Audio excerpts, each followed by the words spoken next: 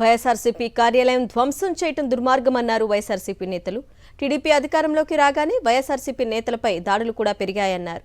రాజ్యాంగం, న్యాయ వ్యవస్థలను లెక్క చేయకుండా టీడీపీ ప్రభుత్వం దుర్మార్గమైన చర్యలకు పాల్పడుతుందని మండిపడ్డారు. నిర్మాణంలో ఉన్నటువంటి మా భవనాన్ని నిర్దాక్షిణ్యంగా కక్ష సాధింపుతో ఈ నిర్మాణాన్ని కూల్చివేయటాన్ని ఈ రాష్ట్రంలోనే కాదు, దేశంలోనే కాదు, ఉన్న ప్రజాస్వామ్యవాదులందరూ ఖండించవలసినటువంటి అంశమని ఈ సందర్భంగా నేను మీ ద్వారా తెలియపరుస్తూ ఉన్నా. పార్టీలకు అతీతంగా ఏ పార్టీలైనా కావచ్చు.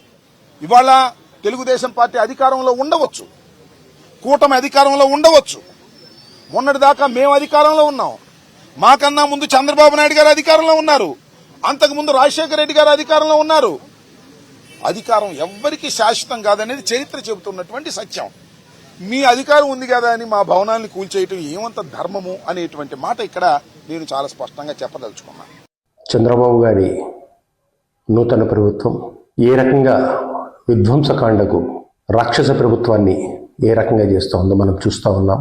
వైఎస్ఆర్సీపీ తాడేపల్లిలోని నిర్మాణంలో ఉన్న కార్యాలయాన్ని ధ్వంసం చేయడము వాళ్ళ రాక్షస పాలనకు నిదర్శనం. ఇదే మీ అభివృద్ధి, ఇదే మీ పరుగులు తీయడం. మీరు ఎంత దుర్మార్గంగా చేస్తూ ఉన్నారు అంటే ఏ ఒక్క ఛానల్ కూడా దాన్ని టెలికాస్ట్ చేయకుండా చేస్తారా? కేవలం సాక్షి తప్ప. అంటే ప్రజల గొంతును, మీడియా గొంతును నొక్కేస్తూ ఉన్నారా? ఈ రకంగా మీరు పరిపాలన చేస్తారా? చెప్తా ఉన్నారు లోకేష్ గారు, మంత్రివర్యులు, రెడ్ బుక్ అని. మీ రెడ్ బుక్ తీశారా? ప్రజలు అన్నీ గమనిస్తూ ఉన్నారు. ఇది చాలా దుర్మార్గమైన చర్య.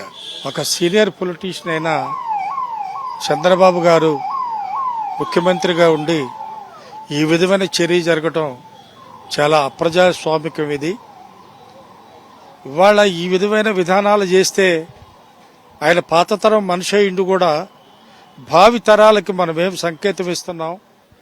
రెడ్ బుక్ రాజ్యాంగం మరి ఆయన సొంతగా రాసుకునే రాజ్యాంగం దాని ప్రకారంగా చేస్తారంటే ఇక ప్రజలు గమనించాలి, ప్రజలు అర్థం చేసుకోవాలి.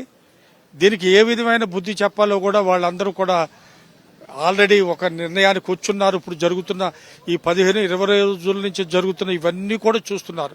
ప్రతి చోట, ప్రతి కాన్స్టిట్యున్సీ 175 కాన్స్టిట్యున్సీలు ఎక్కడో ఒక చోట ఏదో విధంగా ఈ అరాచకాలు జరుగుతూనే ఉన్నాయి. 90 ఏళ్ల పాటు లీజుకు తీసుకున్న భవనాన్ని కోర్టు ఉత్తర్వులను కూడా ఉల్లంఘించి ఈరోజు అధికార తెలుగుదేశం పార్టీ ఆఫీసుని కూర్చడం.